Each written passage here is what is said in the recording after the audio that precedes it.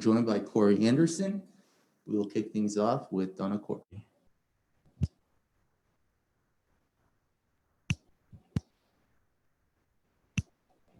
Donna, your line is live. All right, still having audio issues. We'll go to Steve June. Corey, thank you for the time today. I know you fought a lot of legends in your career already, names like Glover Teixeira and Shogun Rua. So how do you compare getting this chance to fight No Mercy Melvin Manhoef? I mean, it's just another fight to me, you know. As for Shogun, fighting Shogun, that was one the legend, the name of the legend kind of like struck me going to the fight, especially I think it was like my 8th pro fight, 8th or 9th, you know, to think, oh, I'm fighting Shogun already. So that was kind of like a shocker for me. And I had that, I don't know, say a drum, what you call that, that respect of him being one of the legends I actually looked up to in the sport, you know. But as for Glover, I didn't really look at him as much of a legend because I didn't really follow him until I got into the UFC. And same with Melvin, you know, I'd never really seen any of Melvin's fights until they told me that's who I was fighting. So as for looking at him as a legend, I can't take away what he's done in the sport. He's definitely beat some of the guys, and he's a legend in the combat sport. But that legendary factor doesn't register in my mind because he wasn't a person I actually watched growing up. Fair enough. And knowing this is your Bellator debut, and you obviously had some issues, shall we say, in your previous promotion, how do you feel now? How much more comfortable are you, and how does that improve things going into the fight for you? I mean, I feel free. You know, I've talked to my wife, I talked to my coaches about it. To me, it's like I'm starting all over. It feels like my very first fight ever. Just the pressure isn't really none of that pressure, none of the extra burdens on your back. You don't have the president over here talking trash about you. You don't have the commentators and everything saying negative things or saying good things. You got to try to impress somebody. You don't have to worry about making a needle move to get a title fight like they told me there and stuff like that. I'm here to fight. And I feel if I win, I move forward. You know, and that's the reason why I got in the sport of martial arts in the first place. You know, I grew up watching Matt Hughes, training with Matt Hughes in college, and he was the champ at the time. He used to tell us all the time, you know, fighting and wrestling is similar. You beat the guy in front of you, you move forward. You work hard and you earn that position. That's all you gotta do. You go out there and you beat the person in front of you and you move forward. There's nothing else to it. And that was like one of the reasons why I got into the sport, thinking like, okay, if I just beat these guys, I move forward. And then when it got to the point where things started to change, it wasn't about beating the guy and moving forward. It was more about, are you selling tickets? Are you a fan favorite? How much money are you going to make us? Okay, how many followers do you have? Is people talking about you on social media right now? And then they kind of realized it took the love of the sport away from me. As far I wasn't going out there to fight just to win anymore. I started going out there to fight to win the fans over and to promote myself and get a big enough following so they would finally give me the title fight. And now that I don't have that baggage and that stress anymore, I just feel free. Like I can go back to just doing what Corey Anderson does and just perform to dominate my way, get the win, get my hand raised, get 2 checks, and go home. All right. We look forward to seeing that on Thursday. Glad to hear you're so happy now. Thank you. Gabriel? Hey, Corey, can you hear me? Yes, sir. Perfect. I mean, to follow up on that a little bit, I just wonder, you know, being in a new promotion, you're still fighting MMA. Can you relate the feeling for people who don't experience it? Do you feel like you're going into a new job, or, you know, is it the same thing, just different people? It's the same thing, just different people. You know, after I signed with Bellator, a lot of the interviews were saying, like, oh, what do you see different here? Like, why is it that you left Bellator or UFC to go to Bellator? You know, Dana White is saying, oh, you can compete better over there, this and that. And like I told him, it's the same risk, but with a higher reward now. You know, in UFC, they didn't value me. When we asked for more money, they just shut it down. As for Bellator, their first offer was just a big amount of money compared to what the UFC wanted to pay me, which made me realize, okay, this company sees my worth. So why would I risk getting hurt for a company that doesn't see that and not going to pay me anything when I can go get paid my worth and make some money for the same risk where if I can end up in the hospital, I can end up with a broken arm, a leg, brain damage, whatever it is, but at the end of the day, at least I got paid for what I'm doing. You know, I got paid for the job I signed up for instead of getting paid for just being another number to go out there and cockfight. All right, we'll go to Garrett. Oh, good evening, Corey from London. Gareth A. Davis calling. How are you doing? I'm good. How about yourself, Garrett? Love the accent. Thank you very much, Corey. I wanted to ask, first of all, does a victory over Melvin Manhoef, do you think for you propel you into title realm? I'm not really thinking about that. I think that was a problem I had in the UFC. After every fight or before every fight, I was telling myself, I win this one, this fashion, this, and that. They got to give me a title fight. You know, I've been on a winning streak. I'm ranked in the top. And at the end against Jan, I feel like that was part of the thing. And that's why I went out there and fought the way I did. I didn't go out there and fight the way Corey does. I went out there and fought the way Jan tried to fight. And I paid the ultimate cost because I was worried about if I go out here and dominate this guy in his style and beat him in a certain way, I get a title fight next. And Jon Jones was there. There's no way to go around it. He said my name, blah, blah, blah. And as for this camp, I haven't even thought about when I get a title fight. I haven't thought about what this fight would do to me next. All I keep telling everybody is we're going to go out here one fight at a time. If we got to fight 2 fights, 3 fights, 4 fights, or 1 fight, either way, it'll be worth it because we're getting paid our actual worth. We're getting paid for these fights. That's my job to fight. Am I saying I don't want to get to the title as fast as possible? No, but is the title like the main focus right now? At this moment, Melvin Manhoef is the main focus. Go out there and get a win with him. After that, we talk to Sky, we talk to Mike, and we'll see what they say. If they wanted me to fight another one, fine. If I fight the winner of whoever fights for the belt next, fine. If I jump whoever and fight for the belt next, I'm ready for it. But either way, my job, I sign a contract and go out there and perform.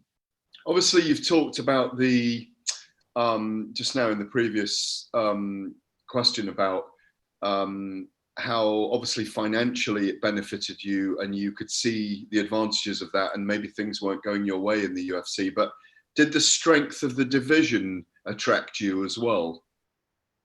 I mean, some of the biggest decisions had nothing to do with like the people in the organization and the division. It was more about self-worth, setting myself up financially, me and my family financially. The way I put it is I was in the UFC for 7 years. And when people think that, like, wow, you're a professional fighter, you're a UFC fighter, you got lots of money. But if you look at my bank account, you look like I'm just on a regional fight scene. I've got 7 years fight on a regional fight scene because the risk wasn't worth the reward.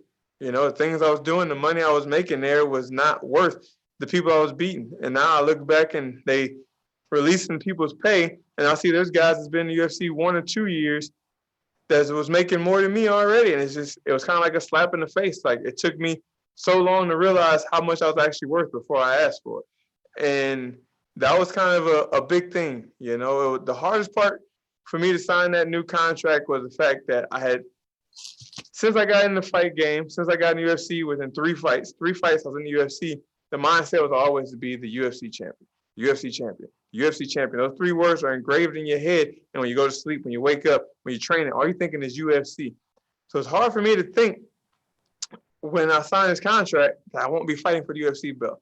But other than that, everything else made sense to go to Bellator. But the only thing that I struggled with was those 3 words that was engraved in my head. Then there's no division here. There's less 205ers here, I think. But the 205ers here can go, I feel, not all of them, but a lot of them can go compete with maybe not the champions, but some of the top guys. But then you take Nemkov, Bader, Phil Davis, Bill Machida, the guys who are already performing at those top levels, and you put them back over there, and you already know they can perform in the top. So either way, I was going to fight tough people, but it was just about figuring out which one was worth going to fight the top people. Which one are you going to get paid the more for to fight the top people? Why risk getting knocked out or hurt for a little chump change where you can go get paid and actually be able to live a life and take care of your family? Final little question from me before Danny moves me on. Melvin Manhoef is a legend in our sport. Is he arguably the biggest name you've ever fought? No, I don't think so. I think the biggest name I fought was Shogun Rua or Glover Teixeira. You know, Melvin has definitely done his thing.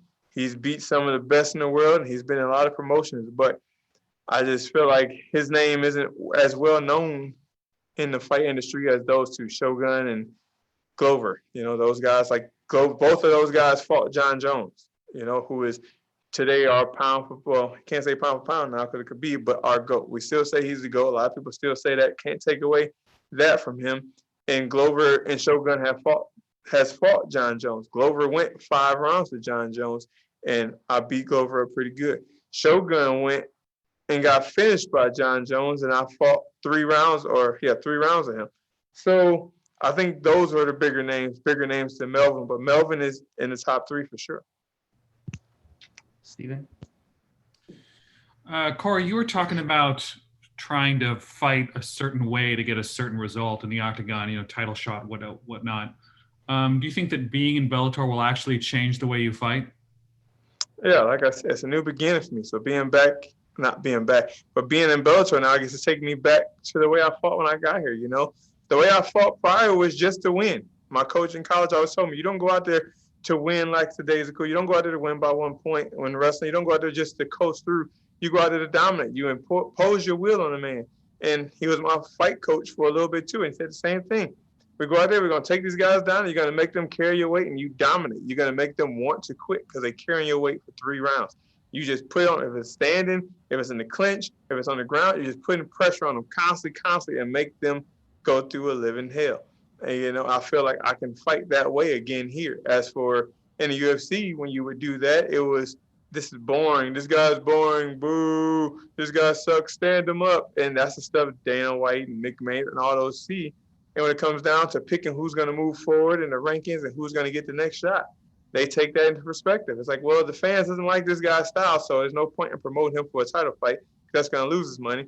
But then you got these guys out here swinging like rock'em sock'em robots, knocking each other senseless. Like, that's what we like. That's what everybody want to see. They love the blood. They love the gore. We're going to promote that. And I feel here, it's not going to be that way. If you win, you move forward. And I can just go out there and win. Why do you think Bellator wanted to get into the Corey Anderson business? I mean, I feel the Corey Anderson business is still a hot market. Granted, you think about it, my last loss, 4 of my last 5 fights were against all top contenders except for Pat Cummins, and the 1 loss I have is now the world champion. I mean, if you think that, why wouldn't he win against the Corey Anderson business? If he's willing to leave the top promotion and his last loss in the last 3 or 2 years is against the former world champ now, or the guy's getting a title shot for the title, why wouldn't we take that guy? That's one of the top in the world. We bring him over.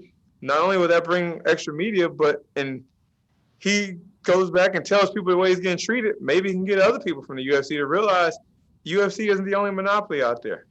Come get paid somewhere else. You can get treated better elsewhere.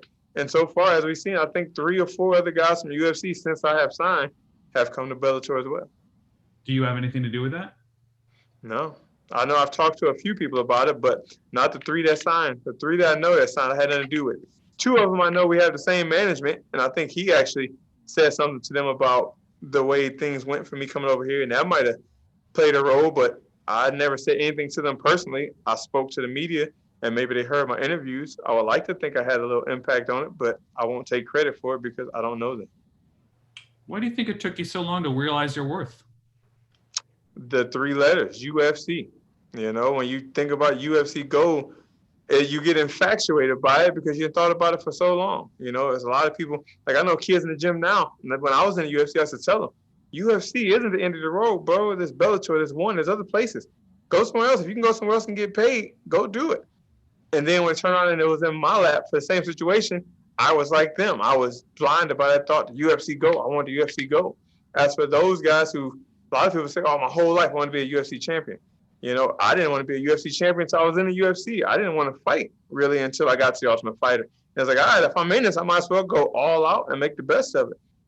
And, it's just when you are stuck in your way to a person like me who, when I have a mindset to do something, I usually do it. And the fact that I always told myself, I'm going to be the UFC champion before I retire, for the fact to think if I was to leave here now, I would never meet that goal. And I feel like that was probably the reason why it was so hard for me to go ahead and just say, all right, it's time to part ways. Last question. I have to ask your opinion. What do you think of Israel Adesanya going up to face Jan? It's a fight that the UFC will make, Like I said in the other interview, you think about the 205 division, you got Marasa and Glover fighting this weekend, which is number 1 or number 2 versus number 3 or 4, whatever it is, which would be a title contention fight you would see. But why in the world would you book the same week that fight is booked, you book the 85-pound champ versus 205-pound champ? Now that means the winner of this fight next weekend just has to wait or fight someone else. And the way the UFC works is like, if you decide to wait, they're going to try to push somebody in front of you that's willing to fight one of the top guys. And if you don't wait, you go out there and fight, you can take the chance of losing, like I did against Jan Blachowicz. And that's just the way the game, the cards fall in the UFC. It's about what's going to make them the most money. It's not about what makes the most sense anymore. All right, we'll take one or two more. Donna? Hi, Corey. How's it going? Sorry about the connection issues earlier. If you stuck with the UFC, if you go to Bellator, the chances are you were never going to end up getting that matchup with Jon Jones. He seems pretty intent on moving up to heavyweight. Does that disappoint you a little bit that you're never going to get that fight? You find a way to make peace with it. You know, at the time, when I was still in the UFC and all that stuff was going on and he was out and everything, it was kind of a thought in my mind. But once I leave, you break bread with that. You know, my drama and my beef with Jon Jones is behind me. And when I put that behind me, I made a public apology to Jon. I personally reached out to him and apologized to him for things I had said in the media and the things I said to him and crashing his meet and greets before. And like I said, you just mature and you learn how to put things like that behind you, and it doesn't really affect you anymore. So you're not going to be doing any more shenanigans trying to get a matchup with Vadim Nemkov, no? Nah, that's behind me. I've matured. Thank you, buddy. All right, we'll go to Lenny. How's it going, Corey? How are you? Good. How about yourself, Lenny? Yeah, I'm good. Thank you for asking. So with the move over to Bellator, I know a lot of people in here have been asking you about the move to Bellator and the UFC, but it's quite a hot topic. You know, when you got announced from Bellator, you know, the MMA community kind of crashed a little bit. They were a bit surprised that you went over to Bellator. So, and what Scott Coker said about the light heavyweight division, he said that he believes he has the best light heavyweight division in the world. Is that same with you? Do you think you're in the best light heavyweight division in the world? I feel like I'm in the midst of some of the top in the world.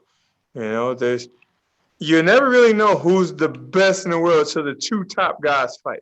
But I know in the UFC I was in the top. I know here I'm in the top. I just know the top here and the top there are the elite 205ers in the world, period. You know, can you say the 205 here is the actual best until somebody beat Jon Jones? It's debatable. Now that Jon Jones has moved on, yes, Bader did a lot of great things and Nemkov beat him, but at the same time, you got to give respect to Jon Jones. You can't take away what he's done.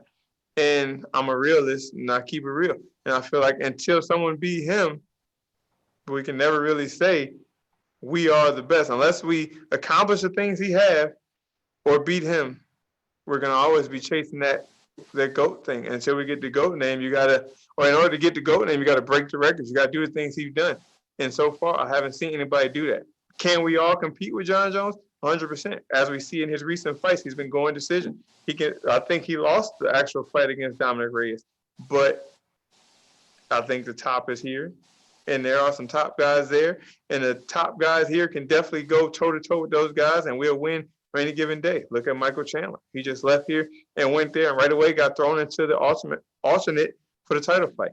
You know, but I would never claim who's the best and what's the best until the best actually match up and prove themselves. All right, we'll take our last question from Giancarlo. Hi, Corey. This whole pandemic has been a really difficult thing for some fighters to get training in. How have you adapted your training to make sure that you're prepared for your Bellator debut? I mean, I prepare for my training the same way I prepare for anything. I'm a grinder. I'm a hustler. I'm gonna make way and make things happen. You know, when the pandemic hit and all the gyms got shut down in New Jersey, I literally have a garage in my house and I have cars and toys in there. I put everything outside and just matted the gym out. Got the few guys I knew that had jobs that would have to be COVID free and would invite them over and train. Then as time went on, I ended up buying weights and installing weights in the garage. And I ordered heavy bags and jump ropes and resistance bands and ground and pound dummies and everything you need to start a gym off in my garage and to stay focused and keep working. And this was before the Bellator announcement came, before I signed with them. And then by the time I signed, the gyms were back open. And then I was able to get in contact with my coaches and realize it's time to go all gas, no break. And to put the grind I have been doing the whole quarantine lockdown, the COVID lockdown, on top of the things we've been doing since the gyms opened back up, I just feel phenomenal. I feel confident. I feel ready. Like I just said, I feel free. You know, the mind isn't stressing like, did I do enough? Did I cover all the bases? We've been working nonstop since the last fight. As soon as we got to the hospital, we went back to work. And I'm just confident in everything I've done, my partners, my coaches, and the time we spent training, that we are prepared to go out here no matter who they gave me. Nemkov, Manhoef, Bader, Machida, Davis, whoever it was, we're going to be ready regardless. All right, our last one, Simon Romero. Hey, Corey, Simon Romero from MMA Island here. I have this last important question. You're moving over here to Bellator for your debut on Thursday. Were there ever thoughts of shaving that beautiful beard you have going on over there? It actually was a thought, to be honest. I shaved my head Sunday in quarantine. And what I was thinking like, if I'm shaving here, I might go ahead. I wasn't gonna shave it all the way off. I've never been beardless since I finished wrestling in college. But it was actually a thought, like, while I was shaping it up, like, should I come down a little bit? Maybe a new promotion, new me? And I was like, nah, beard gang forever. All right, thank you very much, Corey. Appreciate your time. Yeah, no We'll problem. be joined shortly by Alex.